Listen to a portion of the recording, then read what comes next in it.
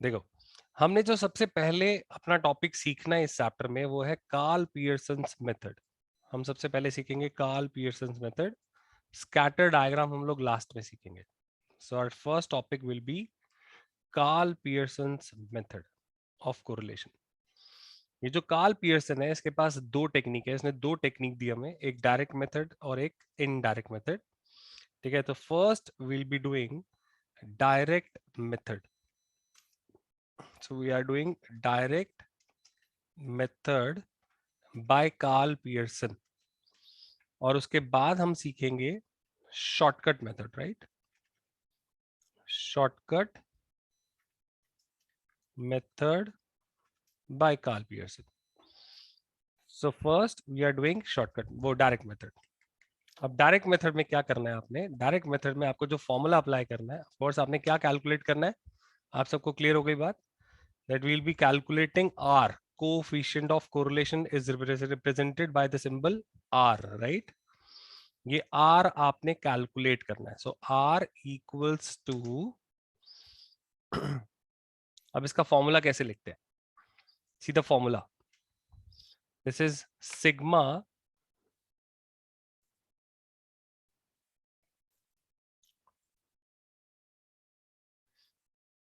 Sigma, कहाँ है sigma?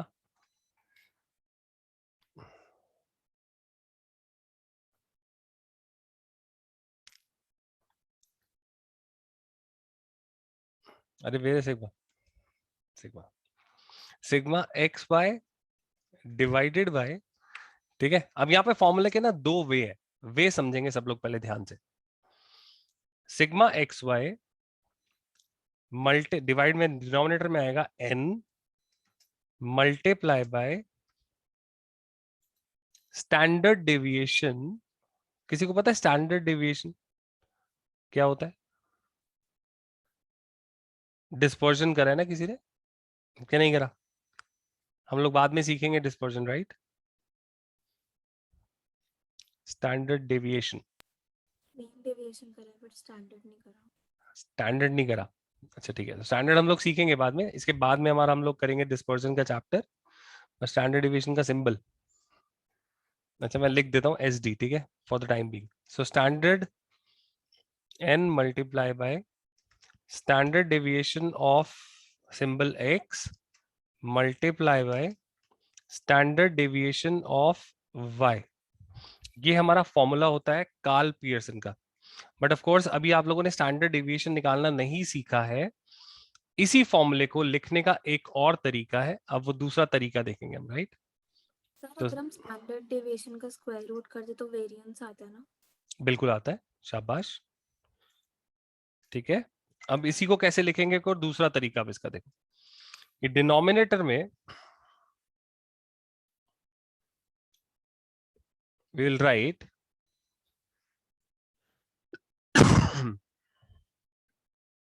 Under root small X square.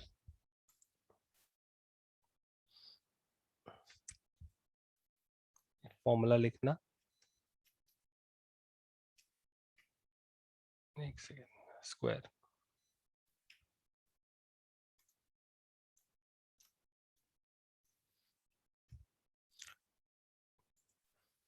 Question में वैल्यूज भी डालना, अब ठीक है। So X raise to power 2, ठीक है। एंड सिमिलरली जैसे आपने एक्स के लिए लिखा है डिनोमिनेटर में, ऐसे ही आपको वाई के लिए लिखना है। सो एक्स स्क्वायर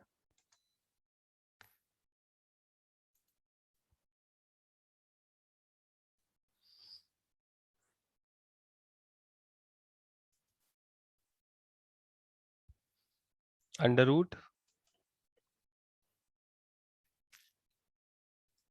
यार,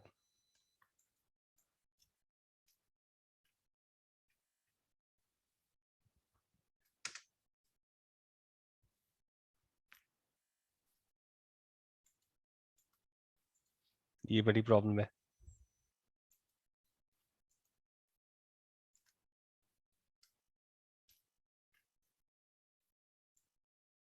जैसे आपने x स्क्वायर के लिए लिखा है ऐसे ही आपको y स्क्वायर के लिए लिखना है. So you'll be writing y. Sorry, आपने एक ही बेस में लिखना है, इसे ध्यान रखना. ये एक साथ है. मैं इसे 1 अपॉन लिख रहा हूँ ताकि याद रहे. ठीक है, चेंज कर लेंगे बाद में. लिखने का तरीका समझ आ गया? फॉर्मूला क्या बनेगा? हाँ जी, फॉर्मूला समझ आ गया कैसे लिखना है? क्या मतलब है? अरे मतलब 1 नहीं लिखना है, ये एक साथ है, वो अलग अलग जहाँ पे लिखा नहीं जा रहा साथ साथ. हाँ नहीं सर, जो फर्स्ट वाला फॉर्मूला उसमें n का क्या मतलब है? n मतलब number of terms. Individual series होती है ना. आ गया भाई. This is perfect now. और सर स्टैंडर्ड डेविएशन दे रखा होगा क्वेश्चन में या निकालना है? आपको जब आप स्टैंडर्ड डेविएशन वाला टॉपिक सीखोगे ना, तब आप इसका मतलब सीखोगे. आपको बस इतना पता होना चाहिए कि एक फॉर्मूला है अभी के लिए. ठीक है,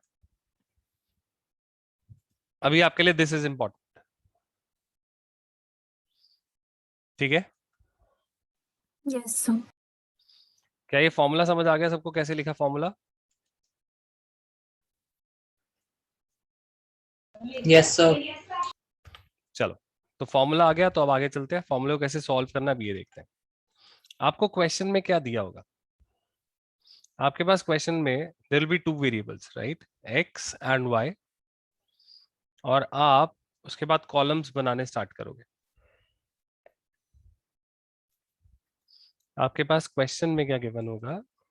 आपको गिवन होगा variable X and variable Y. This will be given to you. तो मान लो आपको x गिवन है 4, 8, 12, 16, 20 एंड y वेरिएबल आपको गिवन है, ठीक है, let's say 5, 12, 17, 25 and 10. This is y variable given to you.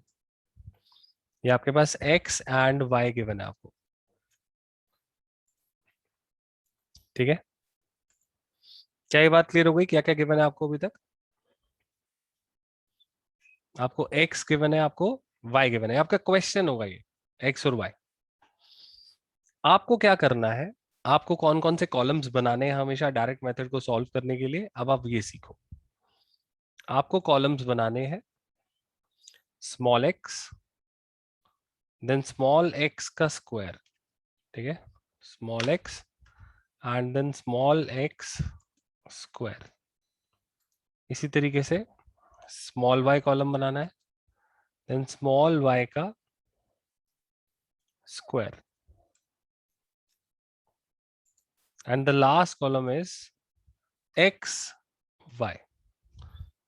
ये कॉलम्स आपने क्रिएट करने हैं. क्लियर हो गई बात, कौन कौन से कॉलम्स बनाने हैं?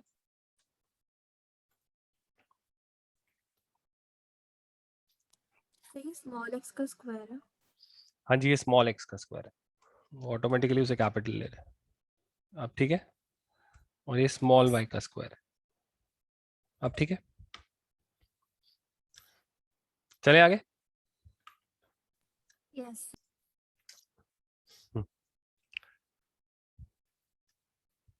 अब ये जो स्मॉल एक्स है ये कैसे आएगा? The small x equals to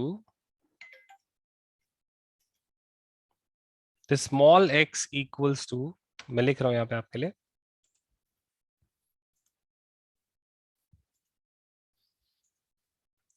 small x equals to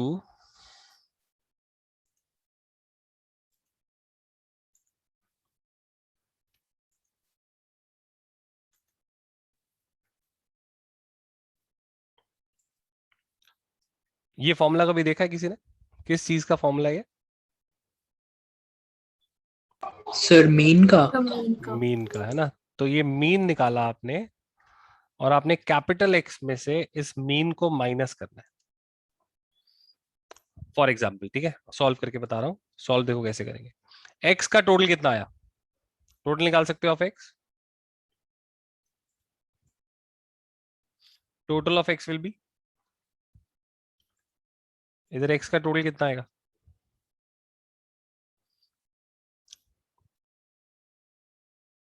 60. Yes sir. क्या ये सिग्मा एक्स 60 आ जाएगा? अब इधर हम वैल्यू सब्स्टिट्यूट कर सकते हैं, वैल्यू सब्स्टिट्यूट करो। 60 डिवाइडेड बाय 5 कितना होगा? 12। क्या ये 12 आ गया मीन आपका?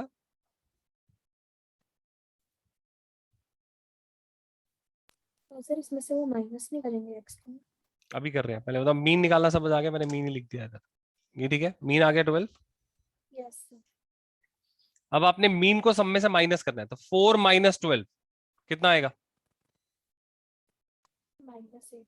-8। So this is -8. Next term is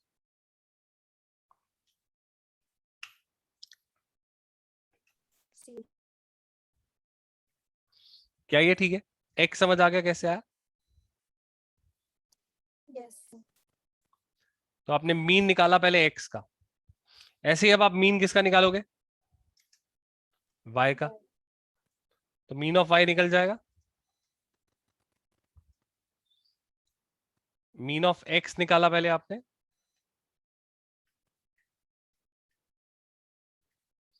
फिर आपने निकाला मीन ऑफ y, राइट? तो मीन ऑफ y, तो ये x वाला कॉलम कैसे आया, एक बार दोबारा बता दो। कौन सा वाला x वाला कॉलम कैसे आया? ओके हम्म। देखो, आपने इस हर एक टर्म में से माइनस करना है मीन। मीन कितना है आपका? 12। Yes sir. तो 4 माइनस 12 कितना आएगा?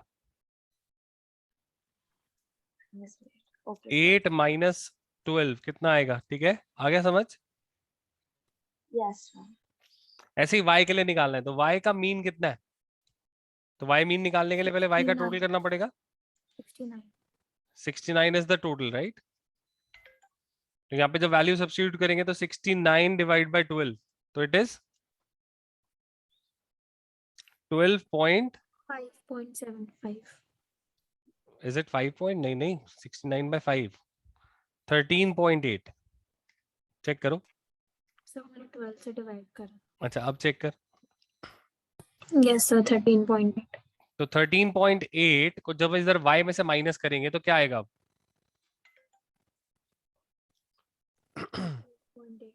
8 सर 13.8 को 14 लेके कर सकते हैं? कर सकते हैं, बिल्कुल। This is called assumed mean. ठीक है, आपने अज्यूम कर लिया, वेरी नाइस, कर सकते हैं। And because you don't have any calculator with you, तो आप लोग बेटर है उसे 14 ही ले लो, चलो। So I am taking it as 14, ठीक है? आपके स्कूल में भी आपको अलाउ कर दिया जाएगा, राउंड ऑफ कर दिया, राइट? So 5 minus 14 is 9। -9 या +9? -9। -9। Then -2, right? Yes sir. फिर कितना होगा? +3, then +11 and then -4। Is it clear कैसे आए? यस अब आपने x का स्क्वायर करना है, तो -8 का स्क्वायर कितना हुआ? 64 देन 16 0 16 64 आपने y का स्क्वायर करना है, कितना होगा? 81 4 81 4 9 121 16। और अब आपने x y निकालना है, यानी x को y से मल्टीप्लाई करना है। So -8 into -9 it is +72, right? Then -4 into -2 +8, right? Then 0 44 and then -12 44 -32। and -32, right? ये क्लियर हो गई बात सबको अच्छे से? कैसे निकाला? सिंपल स्टेप्स, जल्दी से बताओ, स्टेप्स क्लियर हो गए? Yes, sir. ठीक है, अब आपने क्या निकालना है? कॉलम्स का टोटल करना है। So you will be calculating sigma x y, तो सिग्मा एक्स वाई कितना आ जाएगा? प्लस कर सकते हो पूरे कॉलम का टोटल,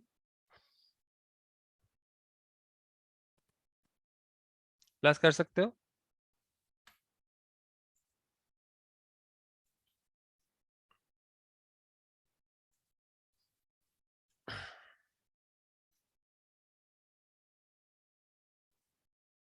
तो sigma x sir y 92 92 total आ रहा है उसका। सर सिग्मा एक्स वाई का sir x X y very nice, ठीक है। सो इट इज 92 और ऐसे ही एक्स स्क्वायर का टोटल हो जाएगा और ऐसे ही वाई स्क्वायर का टोटल हो जाएगा।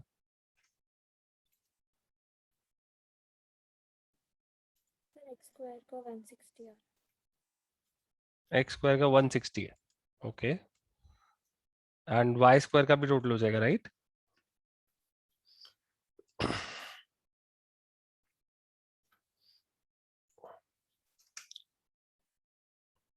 सर 231 है वाई स्क्वायर का। अब बोलो, ये क्लियर हो गई बात कैसे आया? Yes sir. अब अपने पास फॉर्मूले में वैल्यूज को पुट करना है। फॉर्मूला कौन सा लिखा हुआ है? फॉर्मूला सबके सामने है, देख लिया सबने? Yes, sir. So this is the formula जिसमें आपने वैल्यूज पुट करनी है। एक्स वाई कॉलम का टोटल,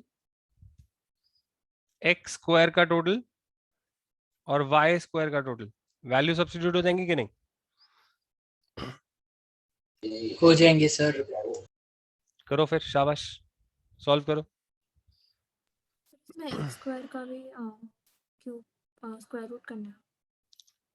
रूट तो सबका निकालना है ना, नीचे जो डिनोमिनेटर में है उनका तो स्क्वायर निकालना ही है। चलो मैं पुट करके दिखाता हूँ, वेट करो।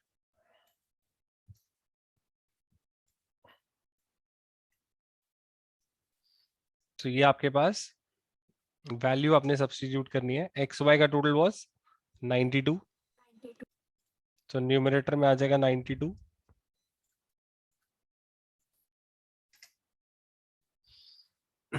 तो न्यूमरेटर में इसकी जगह पे हम लिख देंगे 92 और एक्स स्क्वायर का टोटल कितना है आपका?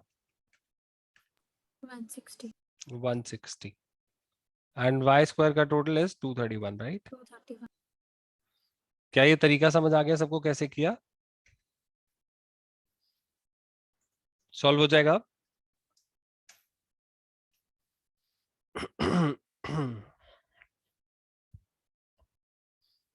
Sir 0.47 something. 0.47 ये आपका फाइनल आंसर आया है, राइट? तो ये कौन सा Yes, डिग्री, sir. कौन सी डिग्री ऑफ कोरिलेशन है? विच degree of correlation is this? इस पूरी टाइमलाइन में कहां पे आता है 0.47? Moderate. मॉडरेट। आपसे ये क्वेश्चन पूछा जाएगा साथ में कि what degree of correlation is this. तो जब आप डिग्री ऑफ कोरिलेशन की बात करते हो, तो हमने ये जो टॉपिक सीखा था, this is called degree of correlation. क्या डिग्री ऑफ कोरिलेशन का लॉजिक क्लियर हो गया अच्छे से? कौन सी डिग्री है? सर इसमें जो स्क्वायर रूट Yes. आएंगे मतलब वो सारे पॉइंट में ही आएंगे। हमेशा यहाँ पे आपका 40 आंसर +1 से -1 के बीच में आएगा हमेशा, ठीक है? ठीक है। Okay sir. So degrees of correlation कहां से कहां तक होती है, कौन सी होती है, क्लियर हो गई, राइट? एंड आपको ये मेथड समझ आ गया। Is it difficult? किस स्टेप्स क्लियर हो गए अच्छे से? Clear, sir. Yes sir. Very nice. एक प्रैक्टिस क्वेश्चन दे दूं सबको करने के लिए, हो जाएगा सेम स्टेप्स से?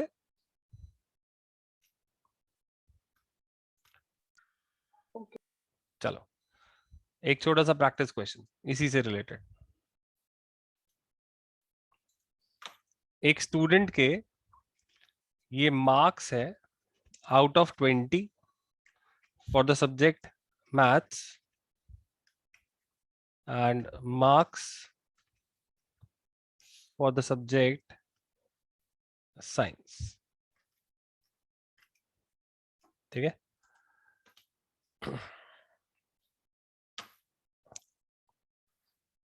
अच्छा, हम लोग 1 2 3 4 5 6 7 7 students, okay. Following are the marks for the subject mathematics and science for the 7 students in the class out of 20. You are required to calculate the relationship, coefficient of correlation between the two variables.